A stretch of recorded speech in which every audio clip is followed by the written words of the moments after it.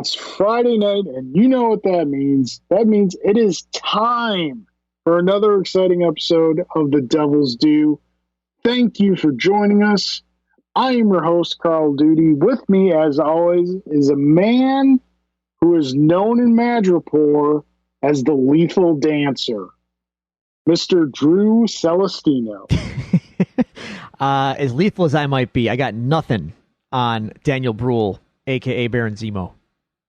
I think you could take him in a dance off. Oh, I don't know. I am. Zemo got moves. Zemo got moves. Sir, here we are back again. How are you doing? I abide. Abide?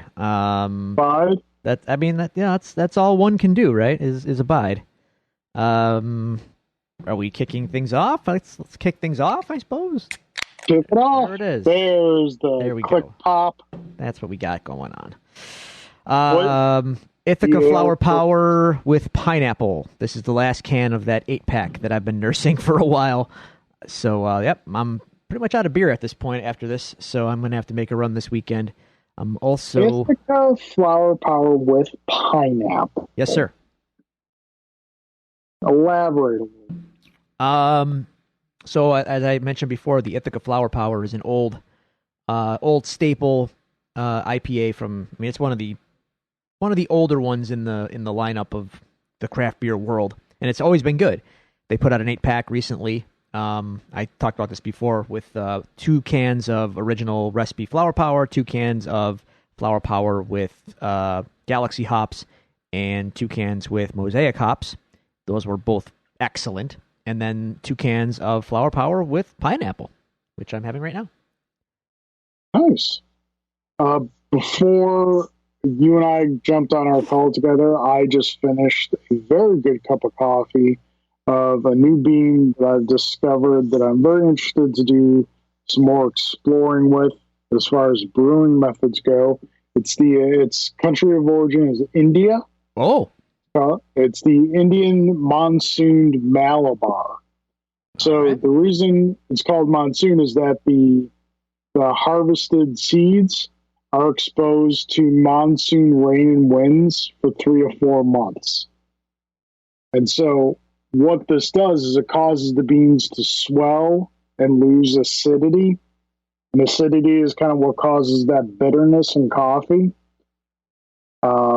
And there's a difference between like bitterness and sourness. Sure. But it's a heavy bodied coffee. And it's got an interesting combination of flavor notes. It's got spice and chocolate. And spice has become a very interesting flavor note to me in coffee because it's not like spice like you normally think. It's not like, spice like we think in Buffalo, like hot sauce or anything like that. The best way I can describe it is it's almost like it's like a bite, but not bitter or sour. Okay. And so it's got that and notes of chocolate with it. It's very smooth, very rich flavored coffee. I'm really enjoying it. Excellent. So, that being said, let us stand on some ceremony. Sir, how was your weeks? Uneventful. Eventful-ish? I mean, let's see. If it was a beer, it'd be eventful light. I don't do light beer, sir.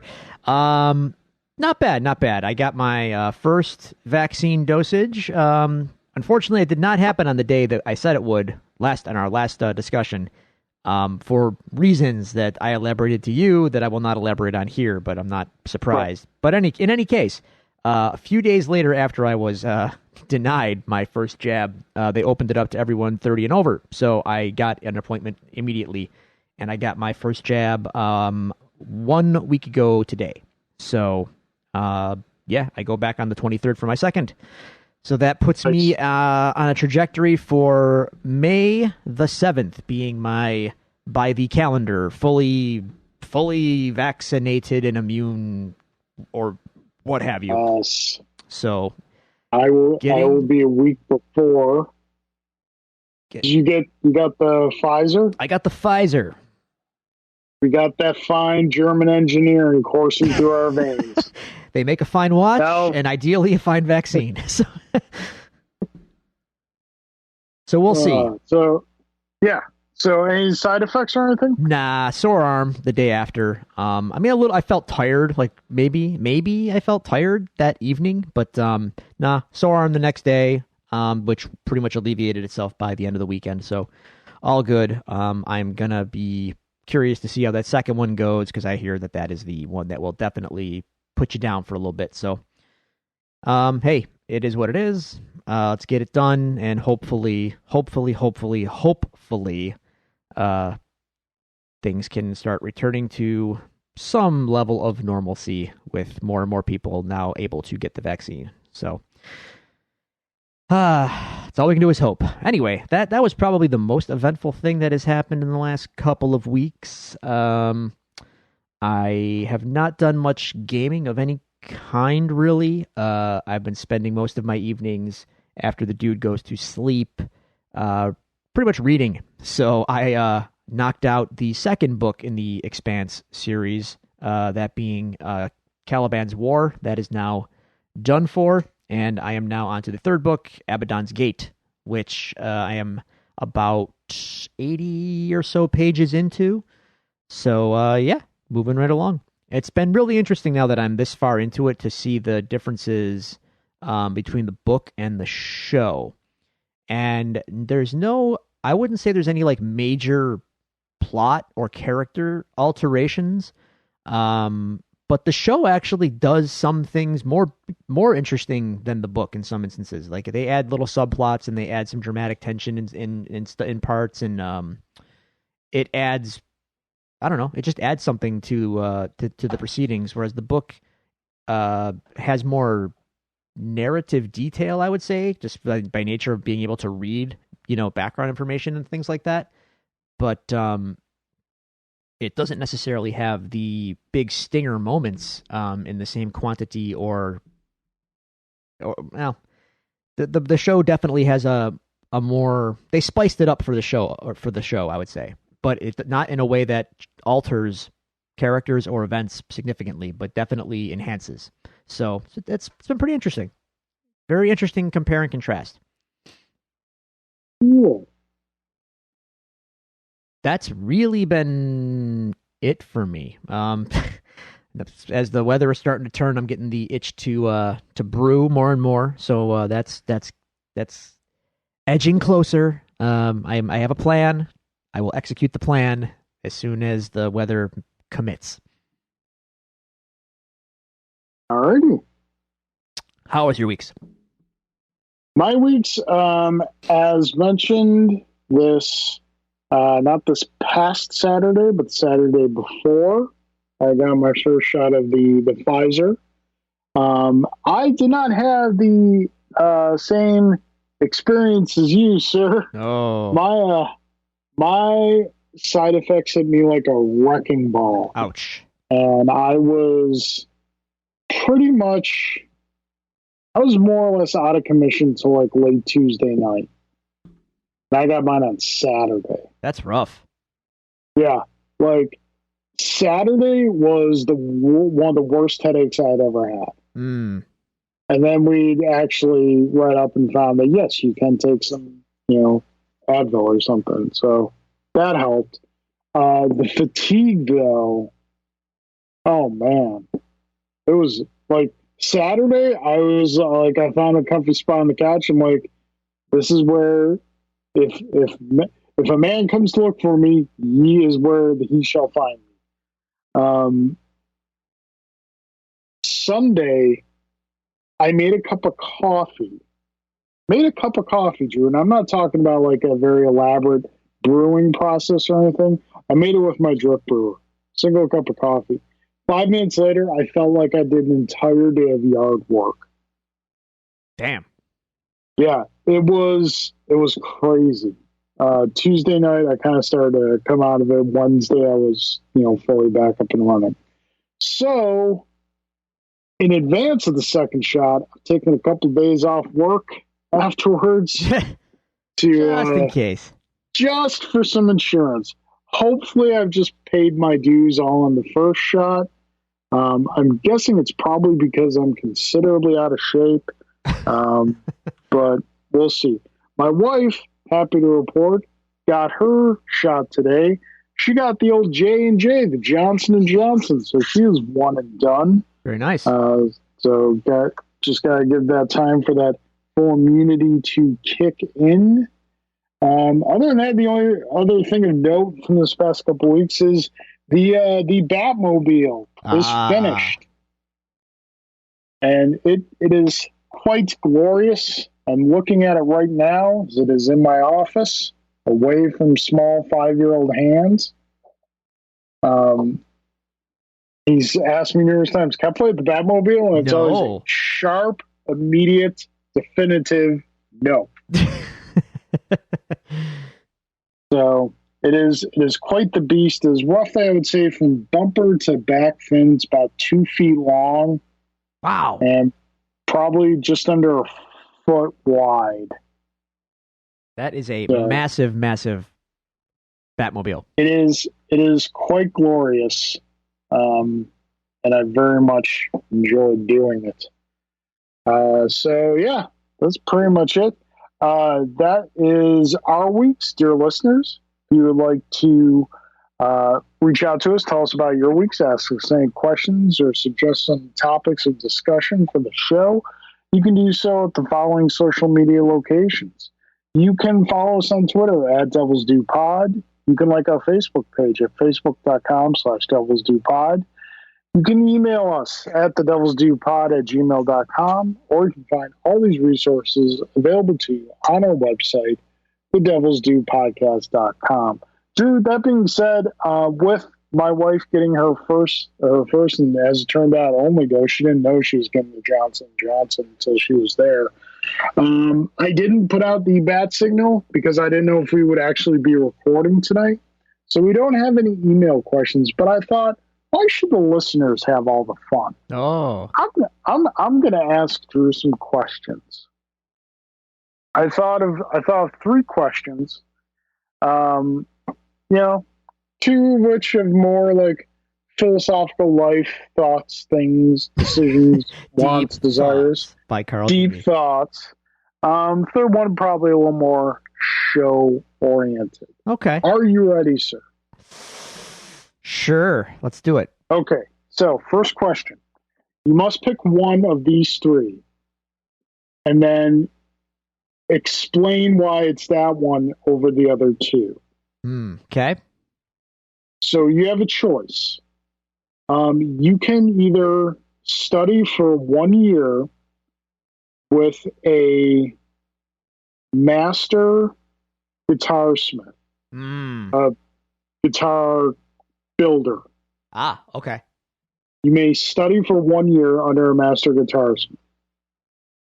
Or you may study for 1 year under a master beer brewer. Not sure what the name for that is. Or you may study for 1 year under a master chef. Which one will it be? Why is it that one over the other 2? I'm gonna say brewer. Okay. And I would say that because if I put that kind of time in under a master brewer, I would have a lot more confidence in my pie in the sky idea to have my own brewery.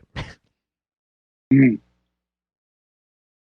fact, that would probably be the push, that not the push over the edge. That would be the prerequisite to take the plunge, to do it. Okay. So yeah, to study under a guitar builder, which is called a luthier, by the way. I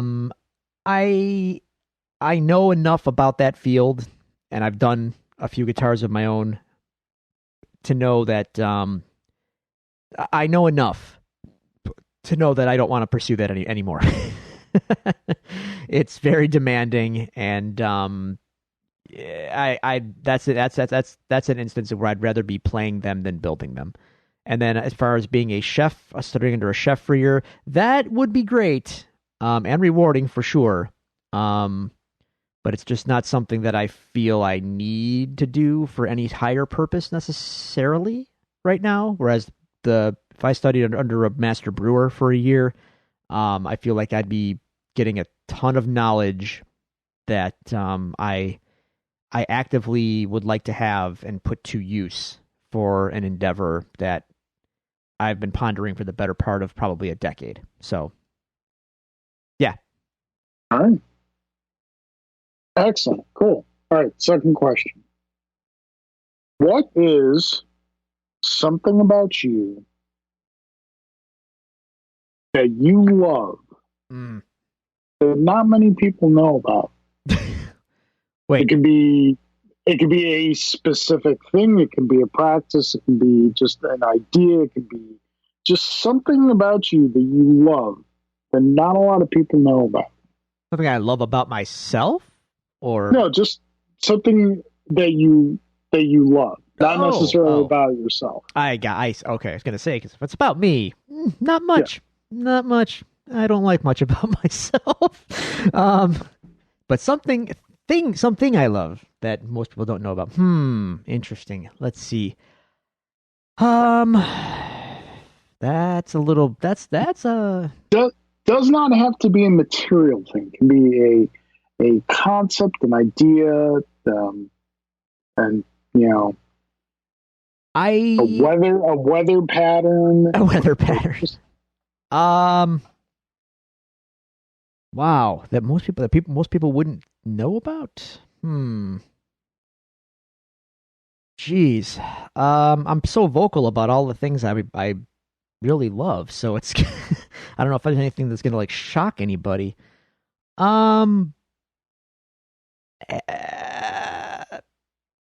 Has my soft spot for disco and funk come up at all in this podcast? I don't believe so. Okay, well, that's kind of a hidden. It's kind of a I don't actively put it on, but if like I spent enough time in a retail job to know all the Muzak channels, and at a certain point in my life, like I knew what they all were, and I just left it on the disco station, and eventually it just kind of got like, I'm cool with all this. I'm never going to actively put it on in my private time, but if you leave me in, trapped in a room or whatever with just like the disco station or the funk station, I'm not complaining. Let's put it that way. You're not going to actively put it on, but you're also not going to actively turn it on. Yeah. I'll leave it on. Like, oh, Casey and the Sunshine Band's on. All right, cool. Yeah. Oh, the Bee Gees are on. All right, cool. Yeah. Let's go. Actually, I posed a question on my Facebook. It's funny that you mentioned the Bee Gees. I posed a question on my Facebook page earlier this week. What musical style, performer, band, artist could you not stand in your youth, which you've grown to appreciate as you've grown older? My answer actually was the Bee Gees. Well, Led Zeppelin didn't always write tunes that people liked. They left that to the Bee Gees. All right. So last question. We're going to go a little more show oriented. Okay. What is a memory of your times in arcades that something that immediately springs to mind when you think of arcades, or just like a fond memory that you cherish from that time?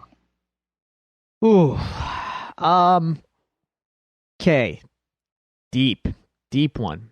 So the first thing that springs to mind about arcades in my mind is my dad taking me to the arcade at the Thruway Mall,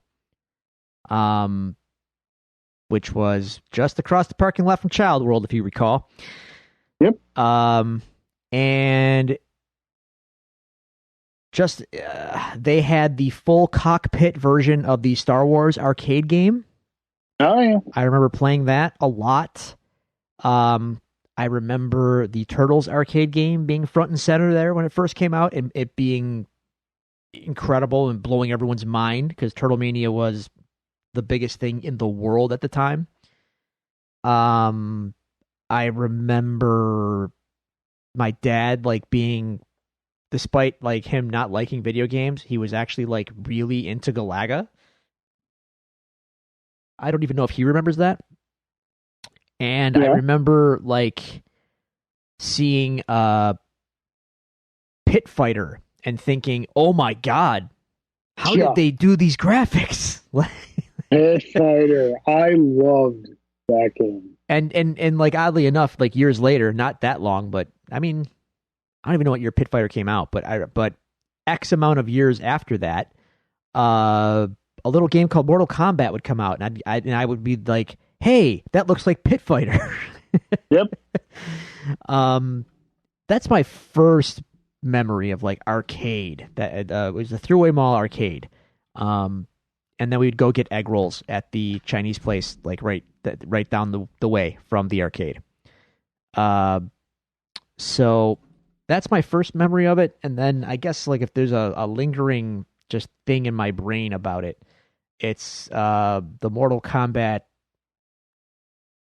explosion and the height of it all. I remember Mortal Kombat coming out. I remember it being the coolest thing in the world when it came out. Getting completely sucked into it. Going to putt-putt as often as I could. And then subsequently Mortal Kombat 2 came out in the arcades, and I remember when that landed, and it was that then it became like, okay, the arcade is now my life, kind of. So every Saturday I'm going to be at putt-putt with my $5 for my 40 tokens and my slice of pizza and yada yada for Super Saturday. That was every Saturday for the better part of a year or more with my friend, who I met at an arcade. We became friends because of Mortal Kombat. Very very influential time in my life. Junior high, that era of my life. So definitely left a huge impression on me. So when I think arcade, that's what I think of. Oh, cool. Yeah. And that got me onto the internet. Mortal Kombat got me onto the internet. And the rest is history. Now it's my job. for better or worse. I wonder that myself sometimes. Alrighty, cool. Fun times. Mm-hmm. All right. So, next. Oh, really quickly, as we're talking about arcades, I would be remiss if I did not offer a heartfelt congratulations to friend of the show, Mr. Nate Lockhart. Oh? Who has come to my knowledge, he has recently come into ownership possession of his very own pinball machine. Oh, wow. Yeah, he got a classic pinball machine. I believe it's called Aztec. And he, it needed a little bit of work, and he did all the work himself. And he showed me some, inside shots of it. And there's a chaotic beauty to the wiring that went on in these old school pinball machines. So Nate's show, The Memory Machine, is actually back up and running. In his recent episode, he talks with someone about pinball machines and restorations. You can actually catch his show on Spotify. So just search The Memory Machine. There's a couple other sources that's available through. I'm not 100% sure what they are off the top of my head, but Spotify. So once you're done listening to us, give The Memory Machine a listen. It's a good show. All right, so let's get on to some news. We're going to keep it kind of light and loose this week. We have a trailer, Drew. We got a full trailer for Loki. We sure did. Lots of things happening there. There is quite a bit to I don't even know. Well, I don't know what there is to unpack necessarily, but there's a lot going on there. Yeah, it's I've begun to grow a large appreciation for how the Disney Plus Marvel shows have been promoted, and to an extent, The Mandalorian as well. So they both kind of do the same thing. 90% of the footage you see in the trailers leading up from the show are usually just the first 2 episodes. Right. And like it's done really well, but there's just so much going on here. Owen Wilson doing Owen Wilson things. Well, they saved the wow. We didn't get the wow in the trailer, but you know it's coming. I mean, it's kind of has to. So, but what did you think? What were your first impressions? I mean, obviously we're going to watch it. Of course. No, my immediate thought was like, whoever at Marvel realized early on that Tom Hiddleston like rules as this character, and they need to find more ways to just kind of keep him around no matter what. Give that person a raise. Okay. Yes. So, despite Loki's untimely or timely demise in Infinity War, here the variant edition from Endgame exists still, which I do like is a plot point of the show, because it's not original recipe Loki, it's a alternate version Loki kind of. So that's an interesting wrinkle, because I think the Loki that we came to really love. Not that we didn't love him before, but the one that we came to really love had a lot of character growth after the first Avengers film. And this version did not. This is the Loki basically straight out of the Avengers film. So he's still rather villainous and hasn't had the heart-to-heart with Thor necessarily yet and all that business. So, okay, he's going to play it a little different than the last time we saw him. In addition, there's apparently some kind of time patrol commission or something in the MCU that we have not heard of before, and that seems like a rather big thing to just kind of have lurking out there. So I'm very interested to see how they explain this in a somewhat coherent way that doesn't make our eyes glaze over. But it makes a lot of sense considering the alleged casting and introduction of Kang the Conqueror in the upcoming Ant-Man and Wasp film. So just a lot of question marks, a lot of like, I wonder where they're going, which Marvel is excellent at doing. They sure do know how to make you curious about what's going on. Alrighty. Cool. Yeah, I mean, pretty much the same for me. It looks a lot of fun. It looks interesting. They showed some flashy stuff on the screen, and I'm in. It's Marvel. Yeah. All right. So I wonder if this Loki finds a way to stick around. Like this. There's just a lot. A lot of questions. Always possible. Soon, the second you introduce time travel or some facsimile of that, the bonds of what is permanent and what is not become very malleable. Yeah. So right now, from Endgame going forward, like before Endgame, nothing is off the table. Now, really, nothing is off the table. Yeah, they could do almost anything at this point. Yeah. So it's funny because, like, I was thinking about it. Like a lot of science fiction, fantasy franchises kind of have a version of this. Like the time patrol like the time stream and whatnot. So yeah, I'm not sure I'm not familiar enough with any comics. I know they exist previously in the comics. I'm pretty sure they weren't created just for the show. Mm-hmm. So yeah. It just made me think of it because, like, I saw they released a teaser for Picard season 2, and Q is coming back, which actually would get me interested because Q is probably my favorite character from Next Generation. If you would have, prior to Picard season 1, if you were to throw that at me, I would have been like, oh, okay. However, then Picard season 1 happened, and I did not watch it, but I saw some Cliff's Notes summary of events, and I saw some clips of the show itself, and I read the synopsis of what happens on Picard season 1, and my brain just goes, is this the same Picard from the Next Generation? Because this doesn't make this.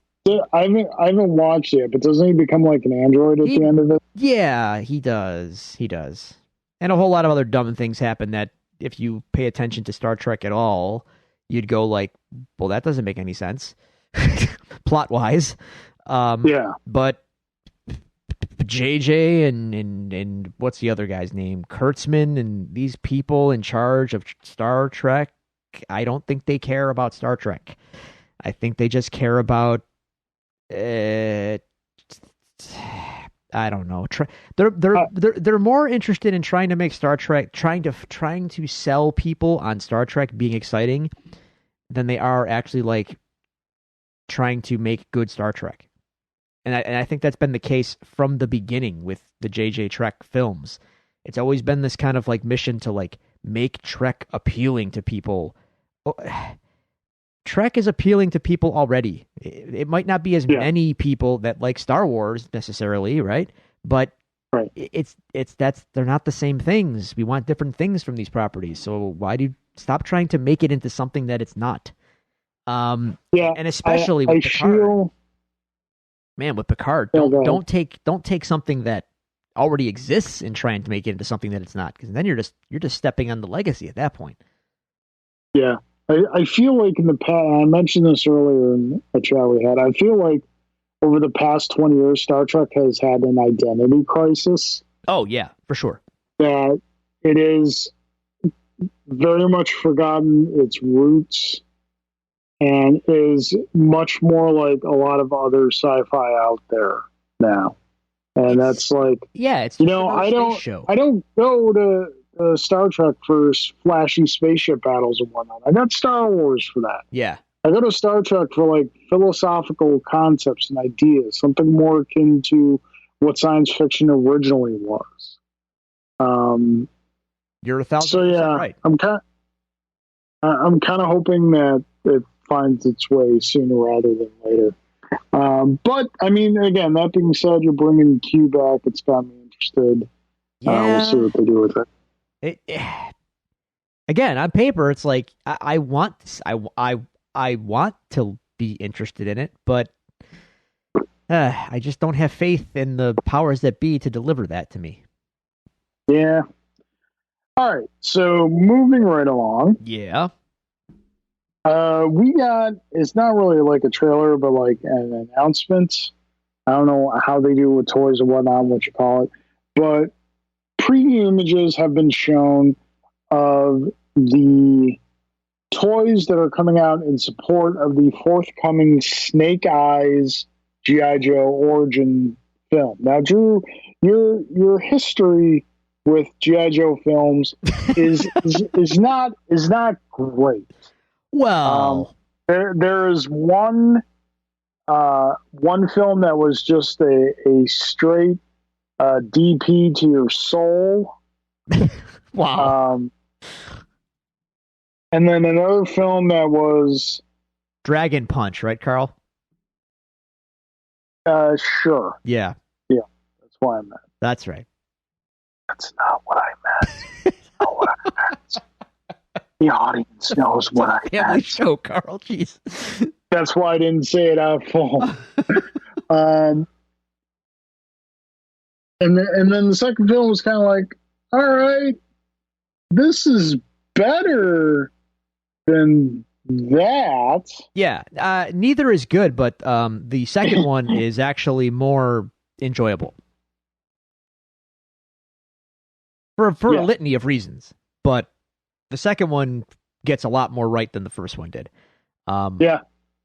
In fact, I have seen parts of the second one on recently, and it's like this is okay. It's not great, Yeah. but it's okay. They get the Cobra's pretty cool. Everyone in Cobra's cool. Ninja cliff fight. I got Ray Stevenson as Firefly. Like, all right, I'm here for this. Cobra Commander looks boss. We got great ninja stuff happening. That whole ninja sequence is bananas. Yeah. There's a lot to like in that second movie, believe it or not. I think you got the RZA. Yeah, right. I think there's honest to God his tanks in that second movie. Yes. So there's things. Yeah, so we have a new G.I. Joe movie currently in production. It is a Snake Eyes origin film. I think it's done. And the thing is, I think it's like done filming, and no one has seen like anything from it. So they're keeping it real tight. Well, up until now. Yeah, right. They released images of what the toys look like. Now, back in the day, might not be the best representation of what you're going to see on screen. Nowadays, the toys, they're pretty accurate to what you're going to see on screen. So, Drew, yes, we got 4 figures. We got Snake Eyes, Storm Shadow, Baroness, and Scarlet. Mm-hmm. So, what are your thoughts on those? My immediate thought is I did not know that the Baroness or Scarlet were going to be in this movie. So that's pretty surprising, number one. Number two, they look, I mean, they look like I would expect them to look, I guess. There's nothing outlandish. Snake Eyes looks like Snake Eyes. There's no lips that I can discern, so that's a good sign. He wears black, and Storm Shadow wears white. Okay, cool. You got that right. I think I was also rather surprised to see Scarlet get a figure, and the one that we saw even. And the thing is, I think there's 2. There's the classified versions, and then there's the other versions. So the first set of pictures that we saw, I'm trying to pull them up now. The first set that we saw, and I think I might have shared them with you guys, Scarlet's costume was like pretty much off the page, more or less, which blew my mind that's the case. With the gold tan, top and and the gray undersuit and all that stuff, like that was pretty much it. And there's another version though, and that's the thing. I don't know if they're different series or what, because I'm looking at it right now. So I'm looking at the Scarlet right now, and it looks like the very comics accurate Scarlet. But then there's another version that Scarlet looks. She has red hair, and there's yellow on her shoulders, but her black jacket or whatever is not tan, yellow or whatever. It's gray. So I don't know which is real. Maybe they're both real. Maybe they get multiple looks in the movie. But that the move or the accuracy of that first one shocked me. I was like, oh god, they're doing straight up Scarlet and Snake Eyes. Okay, cool. Baroness looks like Baroness. Does she have dark hair? Yes. Does she have glasses? Yes. Okay, it's the Baroness. Yep. Is she wearing black? Yep. All right, that's her. We got red ninjas. We got night creepers. Okay, cool. This could be neat. I don't have high hopes for the film, but I mean, at least the appearances of it look, like I would want it to look. Is that a fair statement? Yeah, I mean, we kind of have discussed between this and the trailer for Mortal Kombat, the annoying trend of over designing ninjas. Yeah, I'll say this much for Snake Eyes though. He looks a little more svelte than the Mortal Kombat costumes. So points to G.I. Joe for that. True, he does. I'm looking at these myself. So yeah, here's hoping. I have no idea what it's going to be. I mean, literally, I know it's an origin of Snake Eyes. So as you pointed out, the one figure comes with a alternate head with a face, and that threw you for a loop. I was like, what the hell? Yeah. Snake Eyes ain't got no face. In the comics, they never really showed his face. Maybe for a panel, but never at like full, hey, that's just Snake Eyes' face. No, they never really did that. So part of me is like a little miffed, but at the same time, they're making a movie about the guy. I guess he kind of has to have a face and talk at some point. He can't be just a mute, faceless nobody if it's his movie, I suppose. Then again, you've got, supporting cast that can do the narrative legwork where Snake Eyes could not. I don't know. Whatever. All right. So high hopes for that. Okay, what do we got next? So we got a little surprise game drop from Nintendo this week. They've had a lot of great success with Tetris 99. My wife absolutely loves that game. Then we had Mario 35. Good. Kind of lacked the intensity of Tetris 99. Now we have Pac-Man 99. Once again, a free download. And pretty much it's you playing Pac-Man against 99 other people. When you chop a ghost, you send it to another person's screen, and it shows up. It doesn't show up as another ghost. It shows up as this like white outline of Pac-Man, and it chases after you. And if it gets you, it slows you down. So does it have the frantic energy of a Tetris 99, or is it somewhere in the maybe in the middle? The intensity is definitely there. Okay. Because it's not like traditional Pac-Man where you're trying to finish a board of pellets. Like, you are just trying to keep those ghosts as blue as much as possible, add more ghosts, because they're like on the two sides of the board, there's a row of ghosts you can chop that are kind of like the blank outline of ghosts, and once you chop them, it adds to like a conga line of ghosts following one of the ghosts. And when you hit a power pellet, all those ghosts become blue. So you can chop like 30 ghosts in a row. Oh, nice. And you're sending them all over the place. And as the game progresses, the ghosts get faster. The outlines become deadly because they randomly drop in red Pac-Man outlines, and those can actually kill you. And power pellets last shorter. The best I've done in the game is third. That's pretty good. It was good. I highly recommend. The Joy-Cons are a little harder. That's just the fact of life. They're not. Yeah, they're not built for rapid precision movement. So yeah, but other than that, it's free download if you have Nintendo Online. It's a lot of fun. I highly recommend it. All right. I have been meaning to check it out. I just have not done it yet. Yep. And Drew, another thing that we and many people who listen to the show do love is some Mystery Science Theater 3000. I love, as you may know, Mystery Science Theater 3000.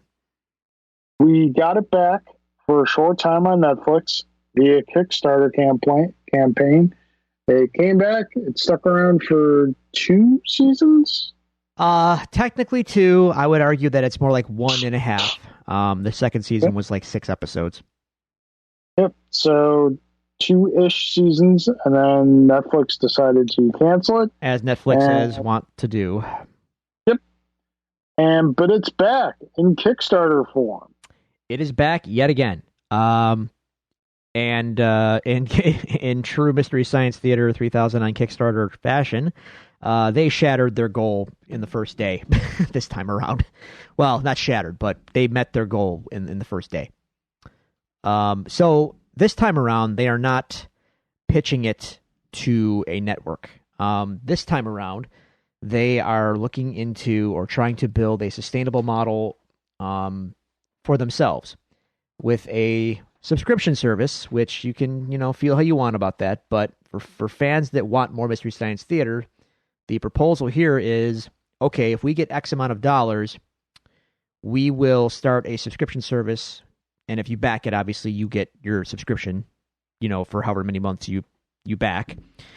And anyone that wants to watch more Mystery Science Theater can, and they can do it at their leisure whenever they want to. And as long as people are subscribed and as long as they meet their goals, this can go on forever. Like, they can make new episodes whenever they want and put them out whenever they want. The thing with the Netflix seasons is they had to film all of them and then release them all at once. That is the Netflix model, the binge model. So there's pros and cons to that, obviously. I would say a big con to it is they committed to whatever they committed to, they being the creators, and they had to create it all and put it out there and not necessarily know if it was all going to work for the fans. And I think a lot of fans had some valid criticisms of the first Netflix season, which did change up a bit in the second. I think they really started to hit their stride in that second season, based on the feedback, I think anyway, of the first. And with this new model, they're talking about like filming and releasing as they go. No more get 10 episodes in the can and put them out. No, like, we got one, let's do it and put it out. And I think that gives them a lot more leeway to consider fan feedback and double down on what works and diminish or get rid of what is not working. And they can do that in a better clip with this new model. So I did not back at the level that I did previously. However, I might throw a little more money at it when I'm able, because there are rewards at higher tiers that I kind of want to. I let's just say I wouldn't mind having. The first time around, I backed to the level where my name is in the credits of one of the episodes, so that made me very happy. But anyway, I'm thrilled that it's back. Mystery Science Theater is very, very, very near and dear to me. In ways I probably said before on the show, but like a lot of my sense of humor and a lot of my media criticism, in a way, I could reach back and stem from Mystery Science Theater, and I have a degree in media studies, so my critical brain was probably formed watching Mystery Science Theater as a child, and a lot of my sense of humor about things. So I'm happy it's coming back. I know there's a lot of cynics out there that are like, Netflix seasons weren't very good, and they're going back and they're asking for more money, and that I don't know. People hate when creative things ask for money, and whatever, man. It's something I love, and if it's gonna come back, I'm happy to contribute to it because I know it's gonna give me joy. So, alrighty, yeah. Did I ever talk about the live shows that I went to on this show? I think I did, didn't I? I think you did, yeah. Man, they were so much fun. So much fun. Can't recommend that enough. If that ever happens again, live shows, what are those? If live events ever happen again and Mystery Science Theater ever does another tour, I would highly recommend everyone go. Super fun. Had a great time. All right. We'll get there again. So, wrapping up the news, got a couple quick reviews here. All right. I watched a film this week, and I played a new game this week. All right. Which one would you like first, Drew? Give me the game first. Okay, so the game, I was jumping on the Switch, playing with William, and I went into the eShop like you do, just to see what's come out. And I saw this game called Retromania Wrestling. Ah. And I was like, I've never heard of this. And then I played the trailer and I was like, oh my, Oh this my. looks really fun. It is officially the sequel to the WWF arcade game WrestleFest. Probably the best arcade wrestling game of all time. It's I that, and I mean, say, there was two of them. WrestleFest being one of them. They're kind of 1A and 1B to me. I think Saturday Night Main Event is the other one, or WWE Main Event. Trying to think of. It was the one that preceded WrestleFest. Correct. That's correct. Wow. Why can't I think of the one before it? Superstar. It was just called WWF Superstars. Okay. My bad. I apologize. All right. But in any case, yeah, I mean, it's a classic. Yeah. Those games are classic. Yeah, absolutely fantastic. So I saw this game, and it's got legit real wrestlers in it from kind of all over the place. Yeah. There's some classic wrestlers in there, the Road Warriors, Nikita Koloff, the Blue World Order, which I'm not as familiar with. But there's also some current ones. Matt Cardona's in there. Nice. Jeff Cobb. Oh, very nice. Cole Cabana? Cole Cabana is in there. Yeah. Boom Boom himself. And also there's a character by the name of Johnny Retro. Oh. Who was at one point Johnny Mundo. That's correct. Lucha Underground. The mayor of Slamtown. And apparently many, many other Johnny Impact. Yeah. Yeah.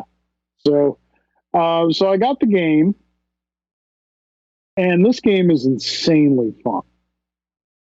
It's $25. As far as modes go, it's a little light. You get a story mode in which you play through as Johnny Retro, and it essentially teaches you the ins and outs of the game. Mm-hmm. You get a 10 pounds of gold mode in which you have to, it's like kind of the ladder tournament form of the game. You just kind of work your way up to Nick Aldis to win the NWA title. That's cool. All right. Yeah. Nick Aldis, Zack Sabre Jr. Yeah, it's got Zack Sabre Jr. Very nice. 16 or 18 different wrestlers with a couple of DLC to come. So you've got that. You've got standard versus mode, which is extremely customizable as far as the match goes. And then you've got the Retro Rumble mode, which is your Royal Rumble style. You can have up to 8 competitors in the ring at the same time, and which I found that I turned down to 6 maximum at the same time, because at 8 it just gets so insane. The grapple system takes a little getting used to, but once you get the hang of it, it's a lot of fun. So it's not so much based off of like button mashing, like old pro wrestling or something like that. You have a strong, medium, and weak grapple, and you have an instance from when you lock up to where you can press the button to dictate if the grapple was successful or not. Okay, like it's like a timing thing, and there's like the character flashes green if you did it right. And then kind of from there you go and input the move you want to do. You press the weak grapple button again, and then just the directional, and each directional is a different move. Throw them in the ropes, what have you. There are like button mashing clashes, like in old WrestleFest, where you would like lock up and you have to mash out to who can get 2 punches in first. And, once you do that, you win the grapple and kind of get control. Matches are very customizable. It's really cool. For $25, it is well worth it. I highly recommend it. If you are looking for, on a couple levels, if you are of the older proclivities as Drew and I are, and you remember the WrestleFest arcade game and you loved it, definitely get that. If you're looking for a really good wrestling game, definitely get it. And I'd be remiss if we didn't mention that the soundtrack is done by Buffalo's own Danimal Cannon. Look at that. Buffalo's own. I've played shows with Dan, and he's awesome. So, yeah. It's a pretty good soundtrack. There you go. The visual is kind of that 16-bit plus visual, or like, not even 16-bit plus. It's like somewhere between 16 and 32-bit. It's all pixel art, things like that. Very well animated. Really fun. So definitely pick it up if you get a chance. All right. So, the movie, Drew, as we saw this week on Dynamite, as was promoted ad nauseum for a match, this past week we got the hotly anticipated Godzilla vs. Kong film. And on HBO Max. I watched it, and you know what? I had fun. I had a lot of fun. So the monster parts are amazing, and they don't waste time. They don't waste a lot of time getting into their fights. There's a couple rounds between Godzilla and Kong till they face the, well, folks, spoilers. So they face the final boss at the end. The human parts, there was like a human storyline for Godzilla and a human storyline for Kong. The human storyline for Godzilla involved the cast that we got to know in Godzilla King of the Monsters, which I watched again before watching Kong, and still enjoyable as all get out. And then the Kong storyline kind of had like new people in and whatnot. It was, as far as the human stuff goes, it did not draw me in as much as the previous three films. Godzilla, King of the Monsters, Kong, Skull Island, and just Godzilla. In those three films, the human aspect, while granted it's not what you're buying the ticket for, still managed to be interesting and keep my attention. In Godzilla vs. Kong, not so much. It's a very tight movie. It's just under 2 hours, which after having to go through Zack Snyder's Justice League is a very welcome change. But yeah, it was a lot of fun. The final boss of the movie turned out to be Mechagodzilla. Of course.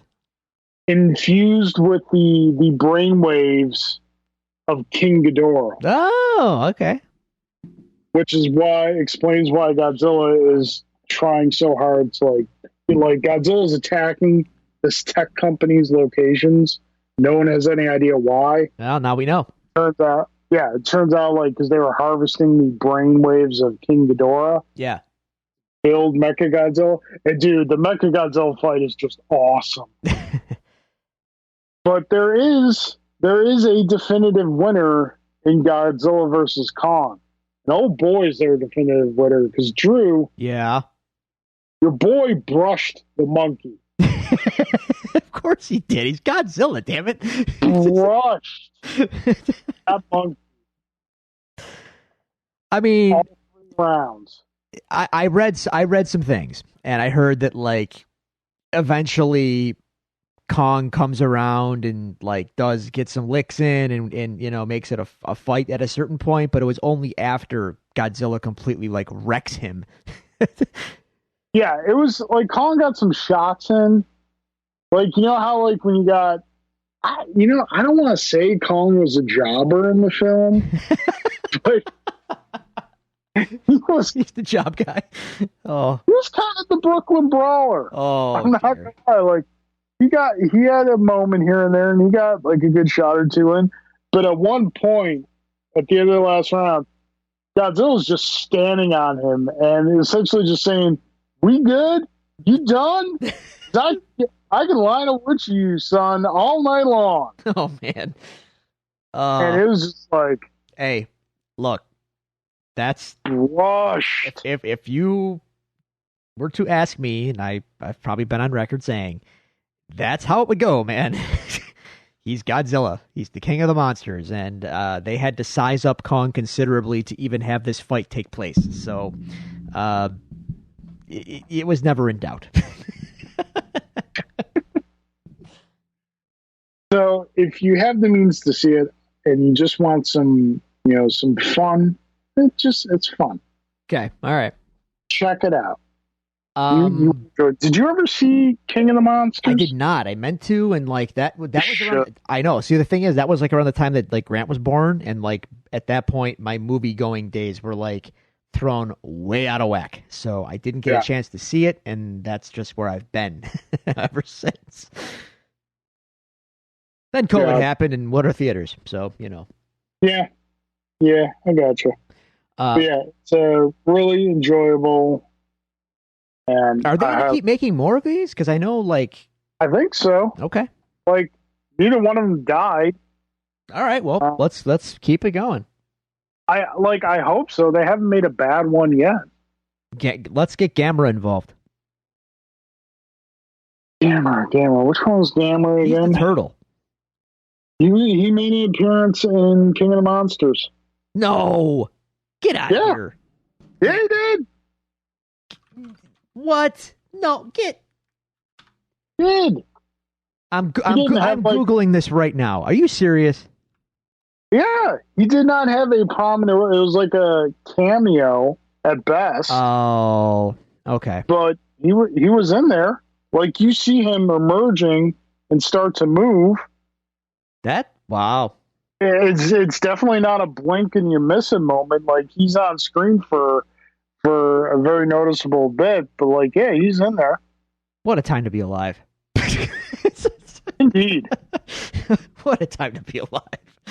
Oh my God. Yeah. It's great. So, Drew, let's talk really quick, because we were going to do it last week, but we ran a little long, like Snyder conversations are like to do. So Falcon and Winter Soldier is 3 episodes in. I've only... Wait. Yeah, I haven't watched this week's episode. Okay, good. We're on the same page then. Right. So, what are your... We're halfway through. What are your initial thoughts and reactions? Well, my immediate thought is I can't believe we're halfway in, because I didn't know they were only doing 6 episodes. I thought it was going to be more. But I'm fine with whatever we're getting. It's fine. It's cool. Knowing that we're only getting 3 more is a little disappointing, considering I feel like there's a lot of fertile ground that they've set up that we're probably not going to get resolution to, given the time frame that we're in. But that said, I've thoroughly enjoyed it. I just hope that they can flesh out all the things that they've kind of set up. But Daniel Bruhl as Zemo has been the unexpected hit, and certainly the breakout meme of the show. Indeed. More Zemo dancing. As I said to in our chat, if you were to tell a little child version of me, or you for that matter, go back in time and be like, someday, in the same year, there's going to be a 4-hour Justice League movie. And you'd be like, your little child self would be like, oh my God. And then you'd be like, and in the same year, there's going to be 3 seconds of Baron Zemo dancing. That's even better than that. And your child self would be like, what are you talking about, dude? And he'd think you were insane. But here we are, Carl. That 3 seconds of Zemo dancing is everything. Yep. It's everything. It's really fantastic. It's so stupid, but it's amazing. Yeah.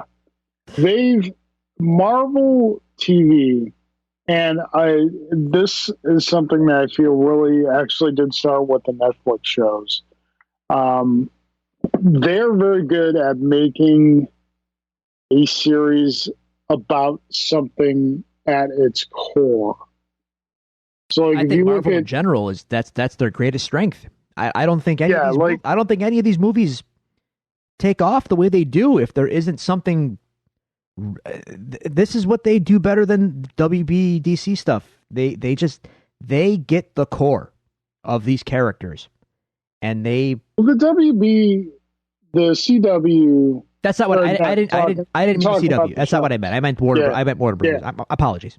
Films. Yes, Yeah. the films. Yes, but Marvel, man, they get it. They just get it, and they know how to show it to you in a way that makes you get it.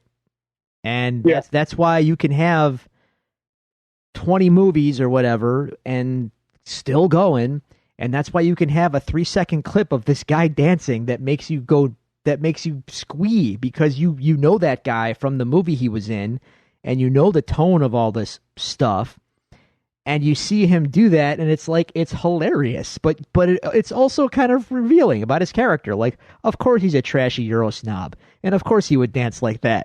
Like, you know, it's so stupid, but it's hilarious. It totally works. James, you must listen to it.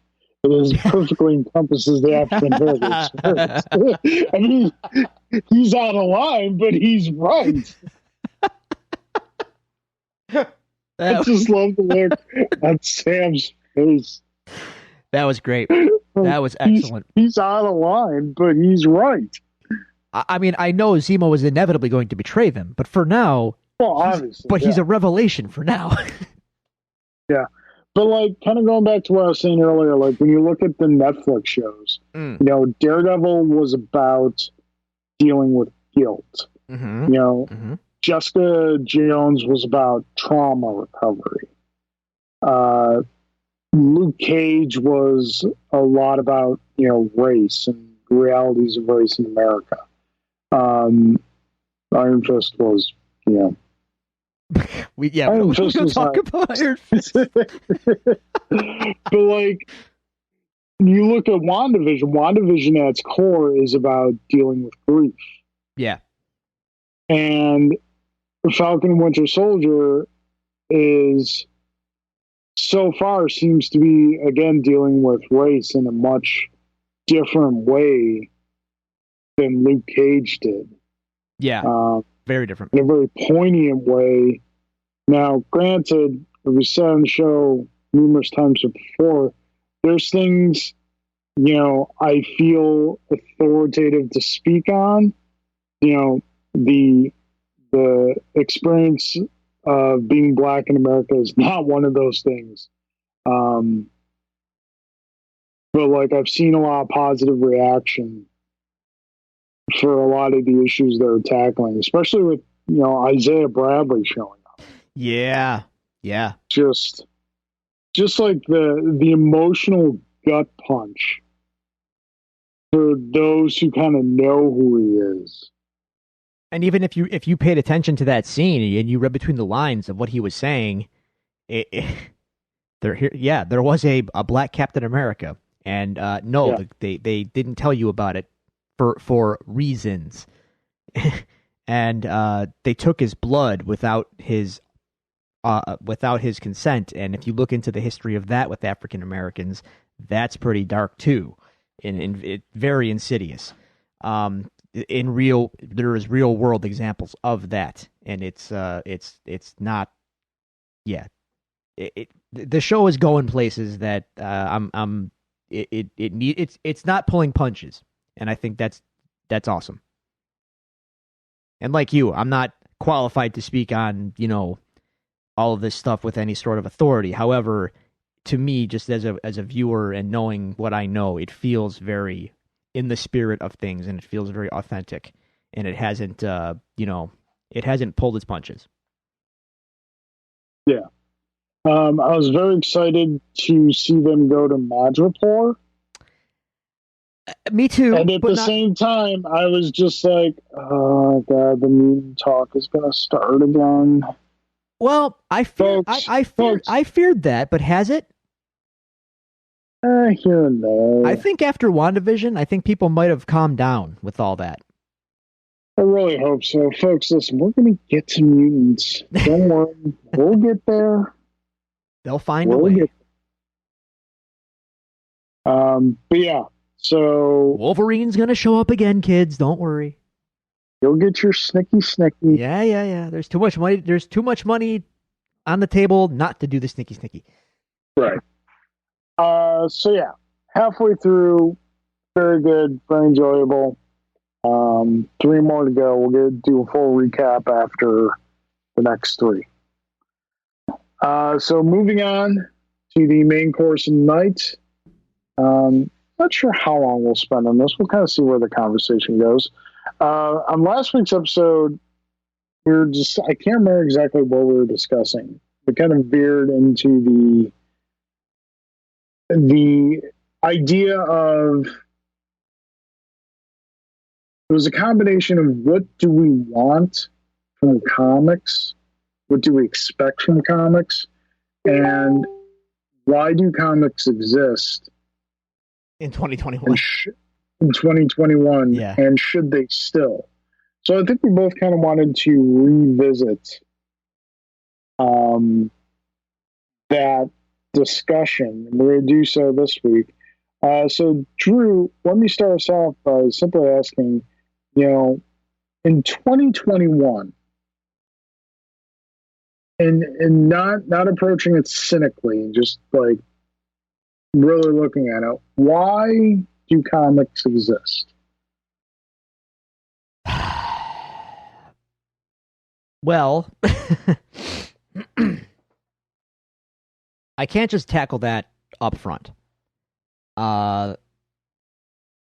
Comic books historically existed as cheap entertainment.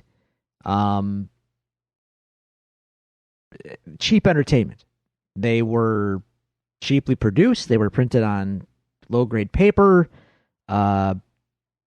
They, were disposable, fairly disposable. Parents gave them to kids. They were easy entertainment for soldiers overseas during war times.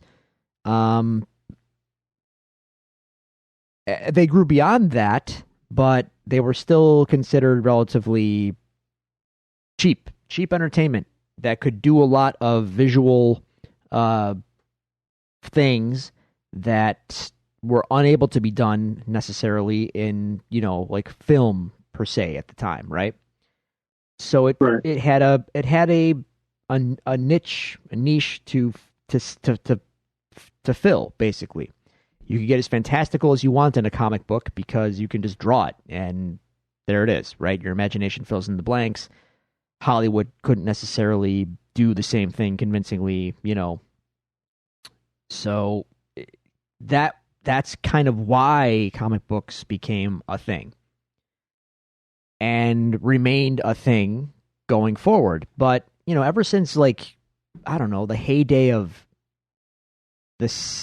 heyday of Marvel, like in the 70s, after that, like the decline begins. And sure, we had the big, huge speculator boom in the 90s, but I mean, comics as a massive, thing has been on the decline forever. And now it's a super insular niche market that relies on nostalgia and relies on people of our age and older even to exist. It's harder and harder to hook the kids. And, you ask me like now, like what are comics in 2021? Well, it's weird because comic books in 2021 are this nostalgic, again, mainly for an older audience medium. Now, mind you, the medium itself, I adore. Sequential fiction is sequential art is I don't know. It's an art form. It's existed for forever. Even before comic books, you had comic strips and things like that. And that all still exists to whatever degree. And that's kind of where I'm going. So like a comic book still has a place, but a comic book that we know it maybe it's not in vogue. But if you go on the internet, like Carl, we live in meme culture now. Sequential art is part of that. Like there's 4-panel memes that communicate any number of things to any number of people. People understand, sequential imagery with words. Like that's probably never going away. And that's a comic book in a way. But a book is X amount of pages of that thing, and being sold now at a store that you have to go specifically to that store to find this thing, and you have to pay $5 to $6 for the thing. I don't know that in 2021 that is a valid thing anymore. To me, it feels like comic books are an artifact from a former era, and they rely on people who remember that era to survive. Kids and youths certainly are not the market. They don't care about going to a comic book store. Why would they? Their whole world experience has been TV, movies, and animation. To get these kind of sequential, Hollywood caught up with special effects. Animation caught up with better and better quality. They don't need to, they don't need a comic book necessarily to do fantastical things, because they can see fantastical things everywhere. So the fact that the format of the comic book, that they don't care about that. We care about that because we grew up with it and we love it, and we still appreciate the art form for what it is. But that doesn't mean youths have to or even will. So I don't know what comic books need to be in 2021. I don't know. It definitely feels, I feel more disconnected from comics now than I have maybe ever. And I feel like the industry maybe doesn't really know what it's doing now either. There doesn't seem to be a lot of buzz in comics right now. So yeah, that's my general feeling right now. Yeah, I can't remember the last time there was like legitimate. You know what? Honestly, no, I can. The last time there was legitimate buzz in the industry that transcended the mainstream was the DC relaunch, the New 52. Yeah, that was what, 10 years ago now. It was a while. A little bit more. Was it that? That happened what the heck? 2011. Boom. On the nose. 10 years ago. Yeah. So, no, I get what you're saying there. I think I'm approaching this from a more kind of philosophical standpoint as far as the question of, why do comics exist in 2021? I think it's because stories are still told. Stories are still communicated and passed down and passed around, and a form of which a story enters into existence. Obviously, in 2021, the options for how that story can come into existence are more numerous now than they've ever been. You can write a book, you can write, a TV show, a movie, video game, comic book, any number of ways you can tell a story. And comic books still exist as a conveyance of stories. Now, I believe you're completely 100% valid in that the intended audience for comics, or what their modern intended audience is dwindling. They are now producing new readers at a rate that they would need to sustain the medium indefinitely. I don't think we will see the death of the medium soon, but it is definitely within the realm of possibility of happening within our lifetime. I think. Okay, I'm sorry. I don't want to interrupt you. I hope I didn't imply that I thought things were going to die. I think, if anything, my point was that I don't know if the sequential art medium is ever going to die, but a comic book in the way that we know it, maybe its days are numbered. Yeah, and that's kind of what I'm saying. Like, okay. I mean, one important thing, one of the things that comic historians and whatnot like to point out that a lot of people always tend to forget is that there are two truly unique American art forms. One of them being jazz, the other being the comic book. And it's something I think that has helped to keep it around for and endure for as long as it has. Now, where we find ourselves in 2021 with geek culture, nerd culture, for lack of a better term, being so prominent in pop culture,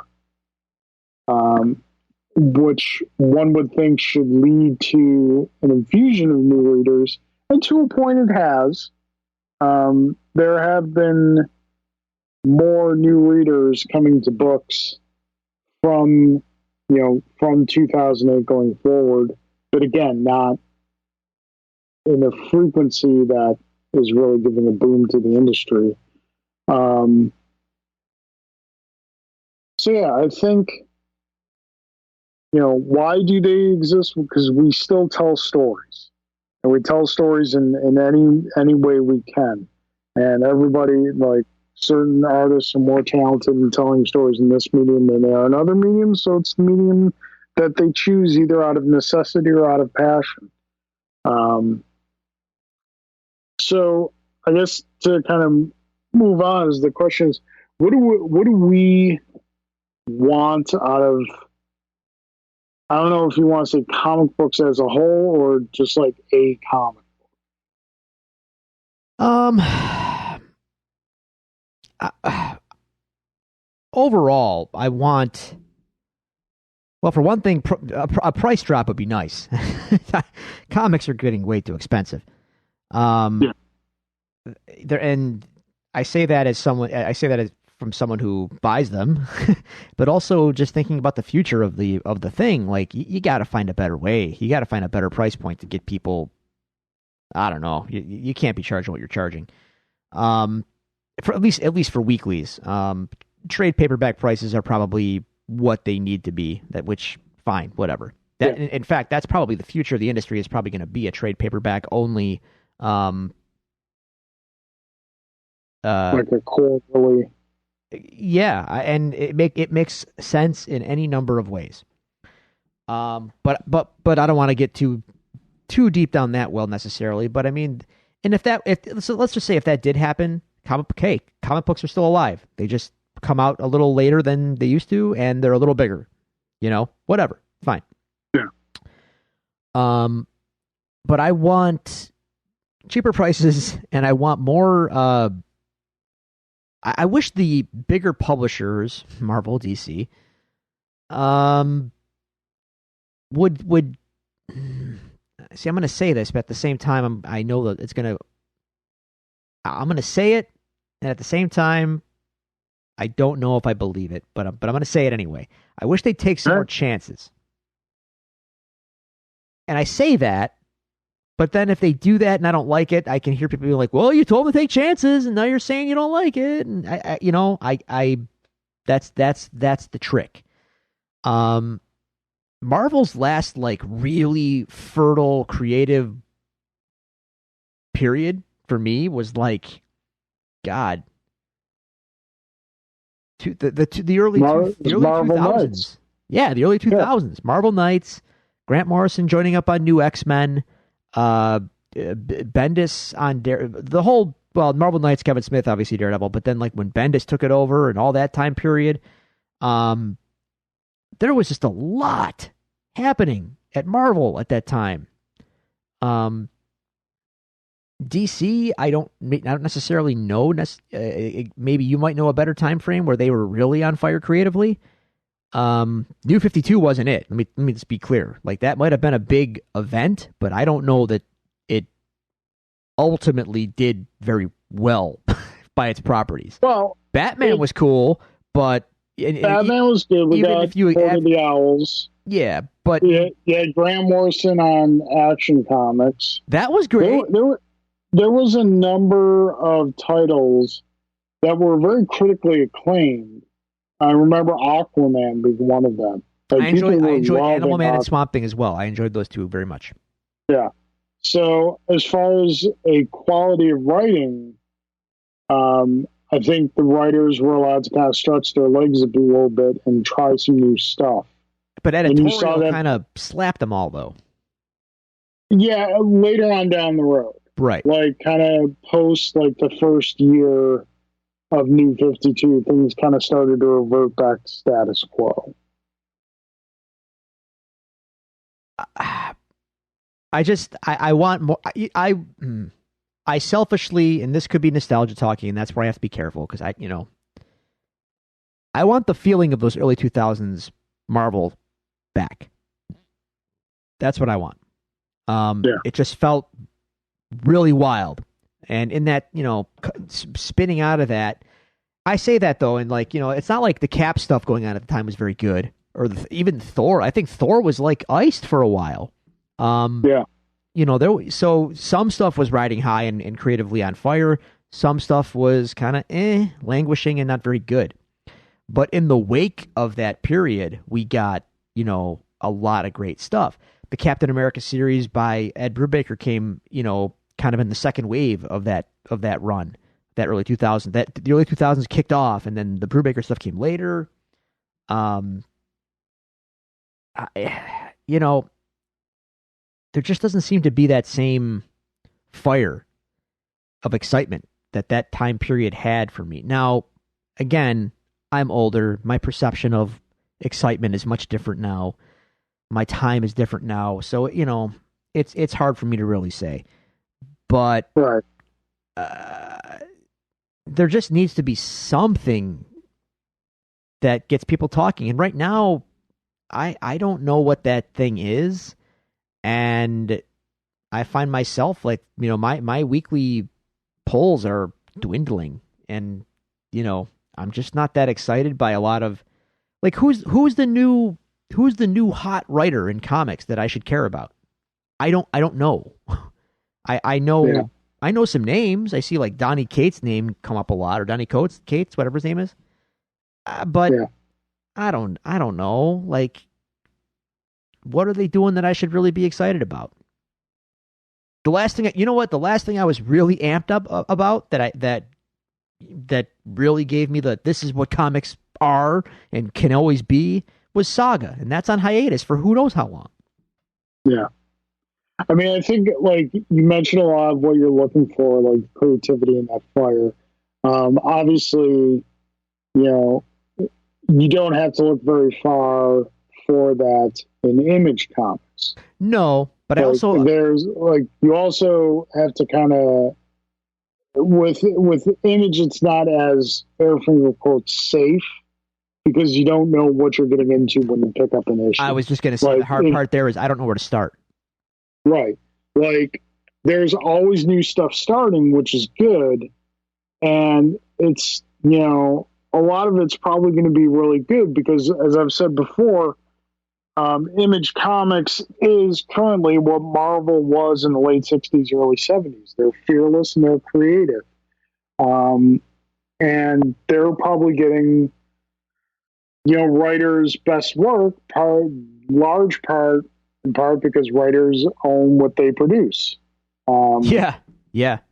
There has been a creative drought in Marvel and DC for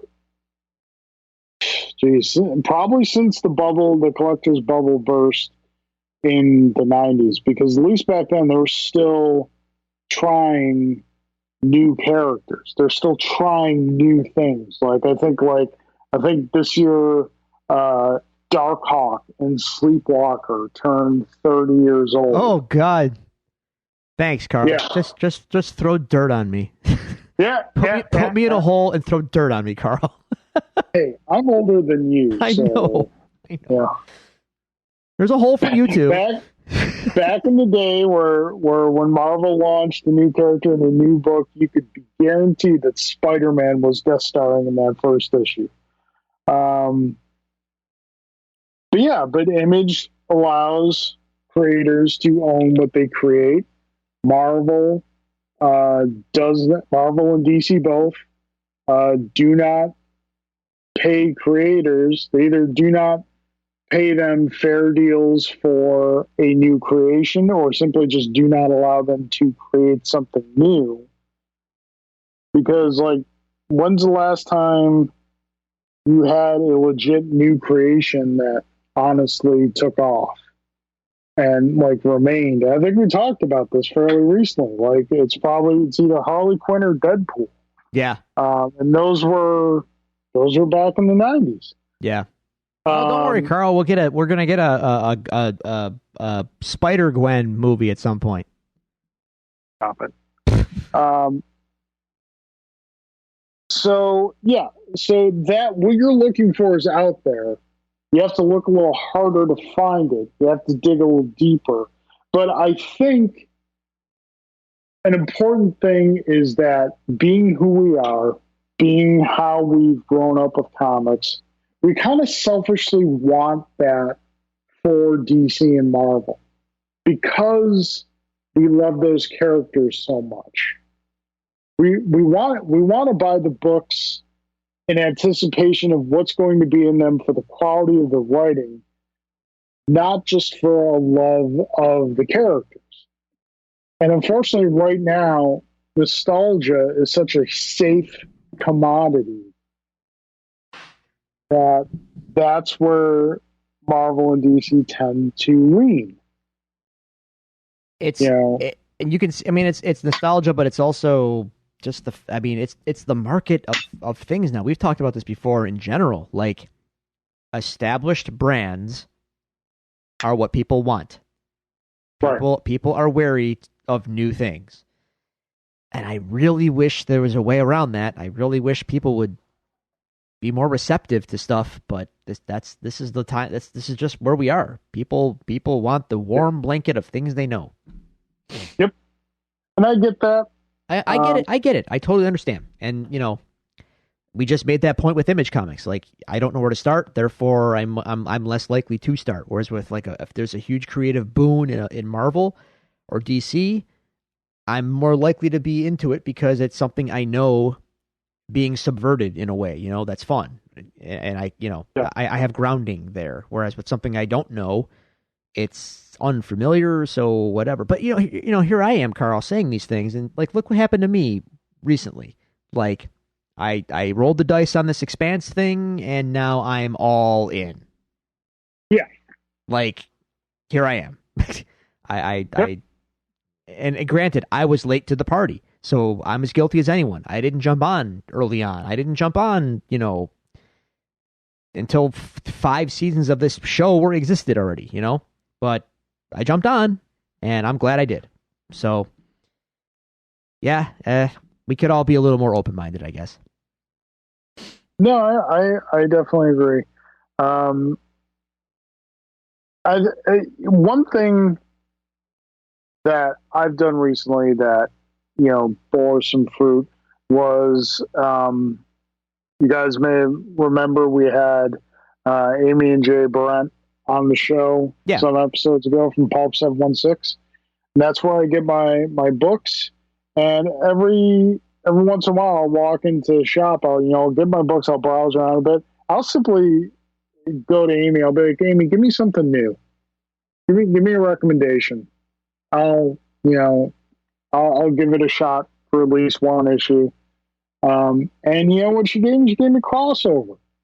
Yeah. Which has been like one of the best books I have read in probably minimum the past 5 years.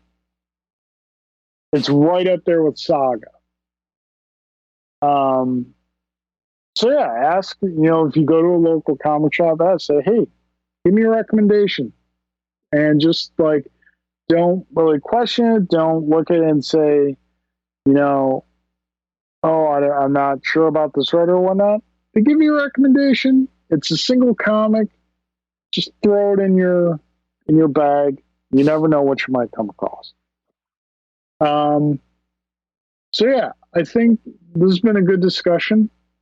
I was talking with Drew before the show started. I kind of would like to do more discussions like this, more kind of meta/philosophical discussions. I feel the show's gotten a little too reviewy, reactionary to news, kind of getting away from what we originally did. So, folks, if you have any suggestions for topics that you would like us to talk about, by all means, shoot them our way.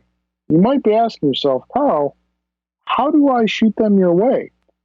And to that, I'm going to say, you clearly were not paying attention earlier, and you should be ashamed of yourself. But because we love you, we're going to tell you how. You can find us on Twitter at Devils Do Pod. You can like our Facebook page at facebook.com/Devils Do Pod. You can email us at thedevilsdopod@gmail.com, or you can find all these resources available to you on our website, thedevilsdopodcast.com. Drew, that being said, any closing thoughts? Let's see. The next time we record, Carl, depending on my side effects, it will be the day I will have had my second shot. Yay! So we'll see how I feel that day. Next episode might be slightly delayed. We'll see. Might just be you talking and me being like, "Oh, Carl, I gotta lay down." yeah. So sleepy. So, all right, folks. That's our episode this week. We thank you so much for joining us as always. Again, if you get a chance, check out The Memory Machine, available on Spotify.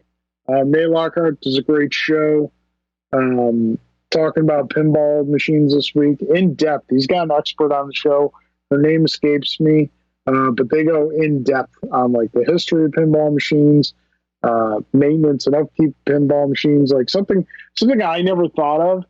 With maintenance and upkeep of pinball machines is something that is required much more than, say, an arcade machine. Because there's a very heavy metal ball bearing in that machine that is getting bashed around inside it constantly. So that leads to some maintenance needs. It's a complex machine. It's a complex machine, sort of like this show. Folks, once again, thank you for joining us, and we will see you next time. In the meantime, be excellent to each other.